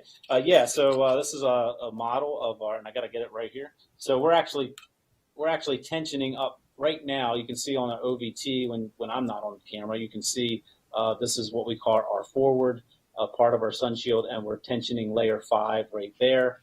If you swing around this way, we've already done these 2. We've already done this side, and we've already done this side. So right now we're on 4, and then we'll eventually do our aft. This is our aft side. We'll do that, and right after we finish our 4. So yeah, we're running out of cables to wind up. We started out yesterday moving 90 cables. And right now we're down to our last 18 cables. So the team has been winding those up and that's what actually creates that tension on the Sunshield. We've gotten some questions from social media, and remember that you can use the hashtag #AskNASA if you'd like to ask some questions live. And there's a couple actually that talk about the shape of the Sunshield. So there's why was this shape determined? This person says, why wasn't it oval shaped or circular? Can you give us a sense about the design of the Sunshield and why it looks the way it does? Yeah, the Sunshield is actually shaped. Basically, it's no bigger than it has to be. Any larger than it is, and that would have been even more engineering challenges. So we have requirements on how much sky that the telescope can see at each time, and then the shape of the telescope, the shape of the Sunshield, lets us pretty much observe 60% of the sky at any time. So we can pitch forward with respect to the sun, and still keep our secondary mirror in shadow. We can pitch back quite a way, well over 50 degrees, and still keep our telescope in shadow. So we can kind of tilt the telescope back and forth quite a bit, front and back. Now on the sides, we only roll about 5 degrees each way to the side. So that's why the Sunshield has this sort of narrow shape on the sides. It's 50-some feet on the sides, and it's 70-some feet long on the length. And then instead of making it a square or a rectangle, we don't need it to do that. So we tried to limit as much material as we had to handle on orbit. That's what gives it this sort of iconic kite shape. Is that it didn't need to be anything other than a kite to provide that provide our telescope with that view of the sky at all times. And I should just say as a shout out, that was Andra on Twitter that asked that question. And then as we see, there's a graphic up here about just how much temper differential there is between the hot side and the cold side of the heat shield. One of our social media guests asked, does the observatory itself, does the mirror itself pan around a lot to look at the sky? On ops. Another deployment status update. I can confirm the latch event on the forward MTS pair for layer 5. Okay. All right, good news, Depleet. Thank you. Good news. Okay, so what you just heard there, you just heard our Depleet, Hillary. She just told us that we are finished with the forward.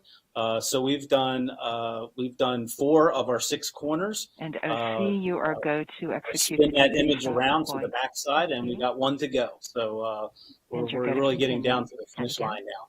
So back to your question. Or back to the question, we maneuver the whole observatory. The whole observatory maneuvers to look at whatever it's imaging, whether it be a galaxy or other object. There was early studies to actually move the telescope relative to the Sunshield, and that's a really complicated thing. So operate frame 10. Command line looks good. You're go to execute. Executing. You'll hear us being interrupted by live updates from the MOC, the Mission Operations Center. So don't worry if we're pausing. We're listening to what they're saying. Yeah, exactly right. So that's our Dep Ops engineer, Nancy. She's communicating again with our flight controllers in the room to communicate what commands that our deployments team want to send up to Webb. So again, we just maneuver the whole observatory. It's just better to maneuver it, make it nice and rigid and solid on orbit, and just maneuver that versus trying to maneuver the telescope individually. And I can confirm That's what really drove that Sunshield shape and size. 66.018. I have confirmed that Depleet and the team are ready to continue. So we can go to 626.019. And that command line looks good. You're good to execute. Executing. Are you starting to get excited, Keith? Yeah, well, that was the command. We're actually sending the command to start turning those motors. Happy go. So let's talk a bit about the importance of the Sunshield, and there are many different aspects of that. This really is an exciting piece of technology, and this is something that for a space observatory like this we've never tried before. Can you give us sort of a pan back, sort of the 30,000-foot look at why this Sunshield is so incredible? And OC, you're going to move the aft MTS motor pair. Copy. There we go. So. I do like to let people hear the commanding there because it's really, it's interesting. Roger. There's there's more than just one command that goes up. Our flight controllers and our DepOps lead they're checking everything that's coming back and making sure that the next command is the right command. So they're double checking and double checking. So that's a lot of the back and forth you hear there. But as you can see on the graphic there, you'll see our motor counts. Motor pair status has changed to moving. Yep, there we go. So you'll start seeing those counts. That's what we call a field director, which keeps track of our motor position, and you'll see those counts starting to increase as that layer is separated and those cables are wound in. So I think the big, back to your question, the big challenge with this type of deployment is we're doing 5 layers. We have to handle 5 layers, and everything. We're pretty good at deploying things that are rigid, but the membranes are rather they're floppy and they want to float around. We have cables that we don't want to get slack, so we're really trying to do an intricate operation right now, 560 some thousand miles away from the Earth, and control every aspect of the position of these layers. And I think that's really where the challenge has been, is to make sure that we understand every second of the deployment where these layers are. So there's a lot of features built in that aren't really apparent in any of the things that you're seeing right now that keep these layers very controlled and make sure that they're not floating places that we don't want them to be. And that's really been the really one of the challenges for such a large sort of floppy deployable item that this Sunshield is. Speaking of it being kind of large and floppy, we've gotten several questions on social media. So Shivani from our YouTube feed asks, what happens if even one of the Sunshields get damaged? And there are other ones about micrometeorites. So, tiny little bits of rock flying around in space. Well, how resilient is this heat shield to something like that? Oh, it's everything from the materials that sort of its raw materials that was chosen for its strength. To be able to handle the environment of space, what it's coated with to make these really colors is coated. Is everything has been designed. It's got lots of reinforcements. You can see in some of these this video of the real shield now. You can see a lot of seams. I do want to give a shout out to our membrane. We had a vendor that created these membranes and had to stitch them all together, so to speak. And it's completely reinforced so that if we do get tears, they won't propagate. And as far as micrometeoroids, we do expect to be hit with micrometeoroids. The good thing is that they're not very big and they won't do much damage. So we actually, one of our early developments for this material is we actually took it and hit it with high velocity projectiles moving several kilometers per second to make sure that the material could withstand that. So over the lifetime, we do expect really, really tiny microscopic holes to develop, but again, that's all accounted for in design. So it's rather rugged. Once it's all tensioned up, it'll be fine. And you were talking about the fact that this is this sort of large, huge sail that we're unfolding little bit by little bit in space. And of course, while there isn't any air or atmosphere where Webb is, there is something called the solar wind.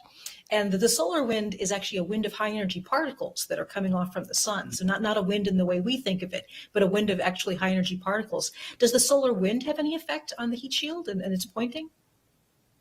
Oh yeah, so we get something called solar pressure. And again, if the whole concept of solar sails, to possibly travel around our solar system, with free propulsion from the sun. It's a very small force, very, very tiny. It's not like the wind blowing, but it is a force. It's a physical force. The sun, the solar pressure that hits the sun shield. So we have to account for that. It will try to move us around.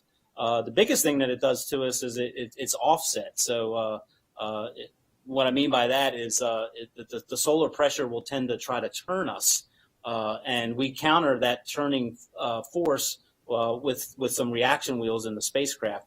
And then ultimately, those wheels get spinning so fast we have to fire our onboard propulsion system to unload them. And that takes fuel to do. So I think earlier in the week, we deployed something called our aft flap off the back of the Sunshield main structure. And that aft flap is intended to sort of a sailing analogy, sort of to counter, almost like a little bit of a rudder to help us counter some of those forces. And ultimately that leads us to using less fuel on orbit. And is that's something that is a limitation to some degree for this observatory. It does have a finite amount of fuel to do that. Is that correct? That'll be one of the lifetime limitations? That's right. So, fuel is our only known limiting life item on board. So obviously we wanted to take a lot of it. And we worst cased everything. And then we said, hey, once we worst case all of our conditions, meaning we don't get a very good injection from our Ariane 5 vehicle. We do all of our burns late. They're not very efficient. We have lots of momentum that we have to unload, lots of solar pressure. If all those things go bad, we still want 10 years of fuel. And so all of our worst case calculations is how we came up with how many kilograms of fuel to take on board. Fortunately, so far, those worst case conditions, I think as Amy said yesterday, we conservative. So all those conditions so far have not been on the worst case. Our execution of that first burn, and again, everything has been really, really good. So we expect to use significantly less, and we expect to have much more than the 10 years. And I'll just mention that the question about the solar sail effect on the heat shield comes from Alan on Facebook. So thank you very much for your question. There's a question coming in that maybe I could take a bit of a crack at answering myself. And Keith, certainly you can chime in on this. But Mike on Facebook asks, who will be able to use Webb? Just NASA. And I think this is a chance to kind of talk a bit about the international nature of this mission. Mm-hmm. So absolutely, it will not be just NASA that is using the Webb Space Telescope. The Webb Space Telescope has several major international partners. Our big partners are the European Space Agency and the Canadian Space Agency. And so there is a time allocation to the major partners in this mission so the European astronomers, people working with the European Space Agency and also the Canadian Space Agency. However, like Hubble, the Webb Telescope is a world observatory. And what will happen in the future is that there will be committees of astronomers that every year will review proposals from all over the world, from teams of scientists who want to use the Webb Telescope for their own research. And again, while the main organizations responsible for the operation and the building and testing of Webb will have some time allocated to them automatically, a lot of this will be open to the public in the sense that professional astronomers from all around the world will be able to use it. And it's not just the observations themselves. The other thing that's really, really important to talk about is the archive. That the data taken by the Webb Telescope, when you're an astronomer, say, I actually have been honored to use the Hubble Space Telescope myself in the past. You write a proposal to this committee of scientists every year that then ranks the proposals in terms of their priority, their science priority. And then you get your data, based on whether you make that priority list. And if you don't, you can apply again next time and all of that. But that all goes into an archive. And that archive, after a certain amount of time, is public, and anybody can use the data.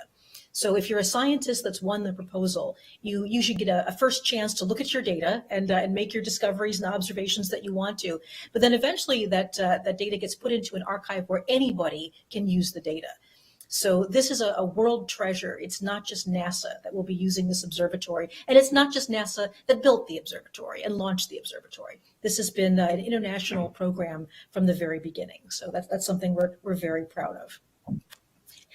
Let's see. So I know, I'm getting, more and more excited. The heat shield was a tremendously complex part of this observatory.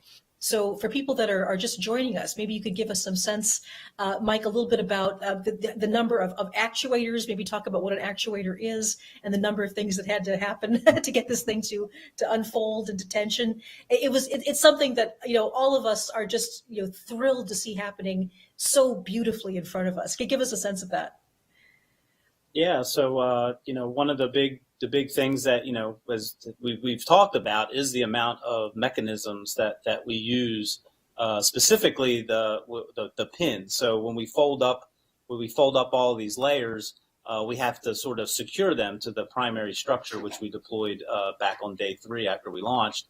So those pins, there was 107 of them. And we had to sort of spear all the material, put holes in the material, and actually push them through to connect to our structure. Here you're seeing our solar array come out in this graphic. Again, we were able to capture that live on launch day, and that's that antenna that's currently communicating with Canberra. So here's these forward structures. All of the material that's now out, was pinned to this structure, meaning it was actually there was 107 pins that went through it and actually held it down to that structure. And we had to release all 107 of those pins, and we did that over the last few days. And then we had this cover roll up. This cover rolls up as we release those pins. You can see the aft going there, and on the front you can see our cover rolling up as we release these pins. Now this was our big event on New Year's Eve when we released the final set of pins and the covers unrolled, and we actually used these telescoping booms to pull out all 5 layers. So this was quite the big event for us as far as changing Webb's overall appearance.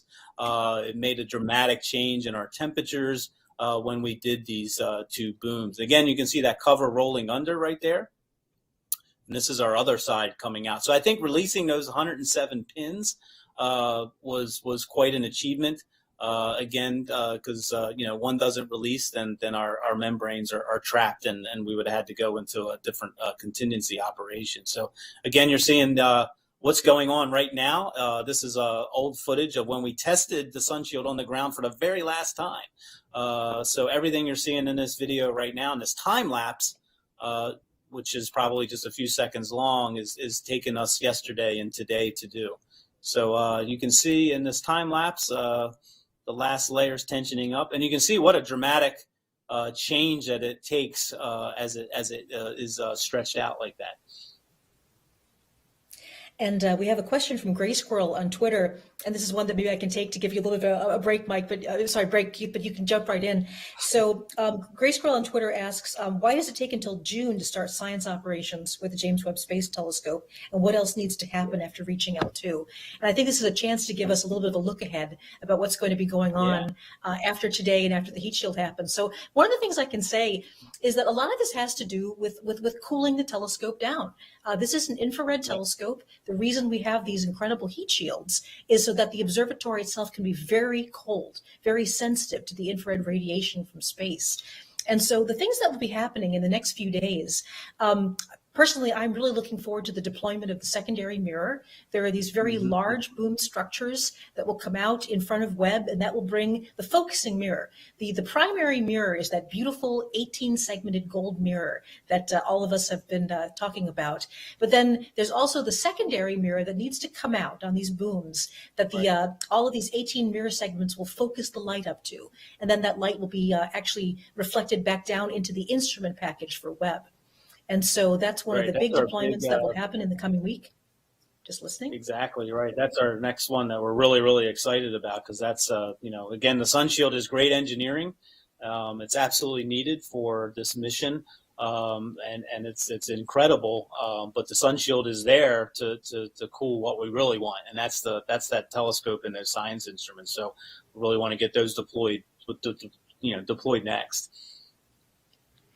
And then after that, we have the full deployment of the primary mirror. So that 18 segment mirror has 2 wings. The wings will both be deployed. So you can see here in this animation, there's the secondary mirror that's coming out on this large boom. That's the focusing mirror. And you can see that it will be focusing things down to the sort of that black protrusion coming out of the center of the gold mirror. And then after that, the 2 wing segments will also be deployed. And once that happens, we will have the fully commissioned and huge thing is it takes about 2 months for our telescope engineers and scientists to sort of align it and sort of focus it, so to speak, and to make it working at an operational as an actual telescope. And then it takes another couple months alongside of that. It takes another couple months for our instrument teams to get their instruments calibrated and get them all checked out. So it all adds up to about 6 months before we would actually get some of our first science. And that cool down drives a lot of what we call our entry criteria. Like we cannot let the telescope can't do certain things until it reaches certain temperatures. So that cool down on top of these really, really precise operations that our instrument and our telescope teams need to do all kind of add up to that 6 month period or 4 months period on top of the, what we're doing right now in this first month, 1 to 2 months. You've heard us say before just what a technological marvel the Webb telescope is. And talking about some of these deployment activities, these commission activities that are going on, Keith there mentioned the idea that the alignment of the mirrors needs to happen. And of course, we have 18 wonderful gold-coated segmented mirrors, but they all need to work as one continuous telescope mirror. And so part of this commissioning will be to actually do focusing of each of the 18 segments. Keith, maybe you give us a sense that the segments can all move independently. Is that correct? That's right. They can tilt. They can move in a lot of different directions. And again, it's not a lot of movement, but they all can move in different directions to align themselves. They can also be pushed and pulled a little bit to sort of change their radius of curvature a tiny bit. So all those different movements have to be well coordinated, and it's quite the challenge that the optics team has coming up for them to do that. So that's really groundbreaking. Really groundbreaking what they're getting ready to go into, which is aligning those 18 segments. So they have full control over all of them. But even though they have full control over them, they have to get the data back down to the ground or where they are. And again, a lot of ground system processing to compute the next move, and then they'll just keep cycling through. And at the same time, they're imaging. They're taking reference stars to make and using those reference stars to help them align and focus the telescope. It's a very painstaking process. It's groundbreaking, but it's going to be really something when they get it all done. And one of the other parts of the commissioning that I think is just incredible is that because this telescope is operating at just low temperatures, a lot of people are familiar with the idea that materials expand and contract and change shape as they change temperature. And so these mirror segments, which are made from beryllium, it's a type of metal that behaves very well under very cold circumstances. It keeps its shape, it works very well. The beryllium segments actually were ground to a curvature that isn't correct when it's at room temperature. They actually need to cool down to this operating temperature that we said, which is close to minus 400 degrees Fahrenheit. And it's only at that operating temperature that the curvature of the mirrors are correct. Is that right, Keith? Yeah. And again, that you're going back, again, the development history is just doing that very operation and making those mirrors. So we'll stand by. I see something happening in the mock. People are getting excited. Okay. Here we go. I can confirm the final latch signature on the aft MTS, which indicates that all 5 layers of the Sunshield are fully tensioned. How exciting. Significant milestone accomplished. Job well done, Sunshield team. Job well done. Yeah, so. Thank you, Mom. All stations, this is Mom on Ops. All stations, this is Mom on Ops. Stand by for PM. Hey guys, I just want to congratulate. This is Jeff Ops. You can go ahead and execute GE stop deploy. Copy. Executing. This is incredible to see. You're watching live footage of the mock, the Mission Operations Center. It looks like we are very close to declaring victory on the deployment of the Sunshield. Yeah, and I can confirm motor stop. We'll stand by here. Congratulate our team downstairs. Whatever they want to do. Many years in the making, right here. So not just for NASA, all of our industry partners. It's just an amazing achievement. So I just want to congratulate our Sunshield team right now. What an achievement. Okay. Hey, I just want to take a moment to congratulate everybody. This is a really big moment. We have a bunch of work to still do, but Sunshield has been unbelievable after many years. Sorry about that. Since I don't normally talk, we bring the mic down. Anyway, so I said this is a really big moment. I just want to congratulate the entire team. We still got a lot of work to do, but getting the Sunshield out and deployed is really, really big. You constantly reinforce what I tell everybody, that the JWST team is the best in NASA. There is, hands down, nobody better than what we have here. You guys should all take pride in all these accomplishments. One of the things I've told folks, and I've even put in emails, this is so unique what we do in this mission. We are going to be bonded forever by what we experienced, through not only just through operations and with the mission ops team, but over the last, all those who've worked on it over 20 plus years. And finally, I'll just tell you what I put on Facebook last night when I shared the story. I just said the JWST team kicks butt. I didn't use the word butt. I used another word, but I won't use that word here. Congratulations, everybody. Hoorah! Hoorah! Absolutely awesome. So yeah, this is we'll let our celebrations continue. This is incredible. What an incredible week. But folks like me are looking ahead right now. I'm looking ahead deployment and can't wait to get that out. So but congratulations to our entire team. Just awesome. And just want to pass along some thanks to everybody viewing this, everybody who's been rooting us on. And all stations, this is my line ops. We're going to hold right here for just a moment. All stations, this is my line ops. Just hold right here for a second. Enjoy your moment, and then we'll pick up with that. Just as you said, it's so wonderful to have all the people that are joining us around the world for this event. This is truly incredible. When I first saw the design of the James Webb Space Telescope and just the ambition of it and the size of it and the scale of it and this giant heat shield that needed to come out and so many things needed to work, it took my breath away. And I'm here. I'm actually getting goosebumps. I mean, this is a wonderful, wonderful time. How are you feeling, Keith? Oh, yeah, it's just, like I said, half my mind is going, woohoo, and then the half of my mind's going, let's get that, we got to get that secondary mirror out. So that's just how my mind thinks. So, but that's good. But no, this is really good. I mean, and Webb is absolutely, hopefully everybody is becoming iconic a little bit. It is absolutely a beautiful spacecraft. We did not design it to be beautiful. We designed it to be functional.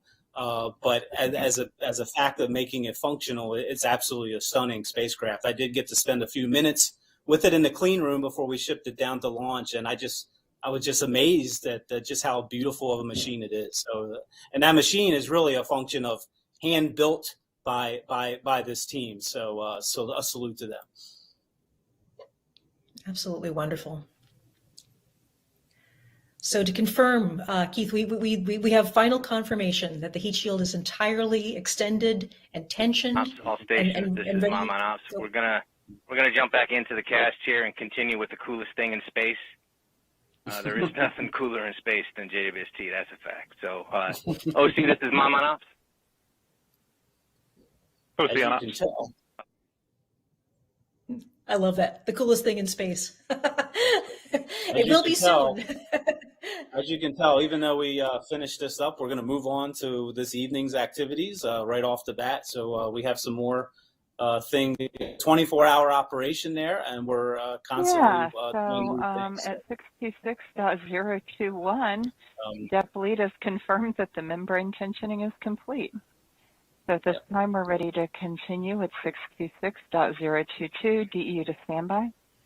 Copy that. So what's going on? What's going on now is our we're going to start shutting down or reconfiguring our electronics and turning off our motors, and basically tell our electronics that have been driving these deployments that their job is done. Thank you very much. You did your job, and now you get to move on to your next thing. So that's what they're doing right now. They're just basically shutting things down and getting configured for the next operation. So you may hear some of that. Well, just many congratulations, Keith. This is just incredible. Yep. So awesome. You hear about the preparations. Sorry. No. I didn't mean to step on you there. You've heard about the preparations. I'm sorry. I keep stepping on. I just want to thank you guys for putting these productions together, because it's just awesome to bring standby mode round out there. We're ready to continue with 626.023. And that clock looks good. You're go to continue or go to execute. Executing. Okay. So as Keith just said, they're getting ready to do the next things that will happen, and please note that we will be bringing you live coverage of these other major deployments. So the next one I believe will be the secondary mirror, and you're good to I don't know enable. exactly the schedule of these yet. That depends on what the engineers decide to do, but we'll have updates with that. And you're good for and reconfig. then Copy, go for and then the deployment of the full primary mirror as well. So that And you're those good to things are enable. coming up later in the Copy, week. go. Just listening to what they're saying at the mock. Mhm. So seeing as we have a little bit of a pause for the Mission Operations Center, I'm going to wrap this up now because I think this is a wonderful chance to say thank you so much for everybody. Keith Parrish, thank you Okay, so that much for proc joining us completed and for all of successfully. the We're ready to amazing go with explanations you've given us. 66.024. And this is a historic day. The The proc first looks major good. phase of the commissioning, the deployment of the Sunshield is complete and successful. And I'm very excited. That's So right. thank you so much Sunshield for team. joining us. And yep, thank you, Sunshield team, and go Webb, go. Go Webb. Absolutely. Thank you for joining us. Please join us again later in the week. Goodbye.